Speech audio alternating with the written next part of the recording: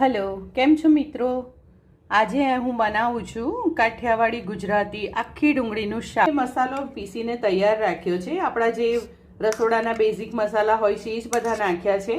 અને જે વધારે ઘાટી ગ્રેવી કરવા માટે મેં કોપરાનું છીણ એડ કર્યું છે અને તીખા નાખ્યા છે, મરી, કેમ કે ડુંગળી સાથે મરીનો કોમ્બિનેશન બહુ સરસ હોય છે.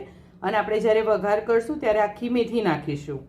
અને જે મસાલા છે એની અંદર આપણી પાસે આ જે બેસનની પાપડી છે, તમે બેસનનો લોટ કે બેસનની ઝીણી સેવ પણ એડ કરી શકો છો. મારી પાસે આ પાપડી છે એટલે એમાંથી હું થોડીક જ 2-3 ચમચી જેટલી જ નાખીશ કે જેનાથી બાઇન્ડિંગ આવે અને વધારે ઘાટી ગ્રેવી, વધારે રસાવાળું શાક થાય. જો મિત્રો, આપણે કુકરમાં બનાવવાનું છે અને કુકરમાં તેલ થઈ ગયું છે ને મેં એમાં વઘારમાં મેથી નાખી દીધી. મેથી થઈ ગઈ છે એટલે હવે આપણે એમાં જીરું નાખીશું. જીરું નાખ્યા પછી આપણે આપણો મસાલો એડ કરશું અંદર.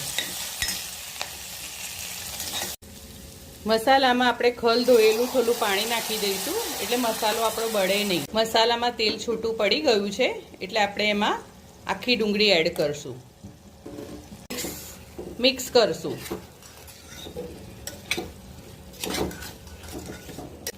મિત્રો, હવે આપણે એમાં પેલી પાપડી થોડી નાખીશું, 1-2 ચમચી જેટલી. થોડું પાણી એડ કરશું.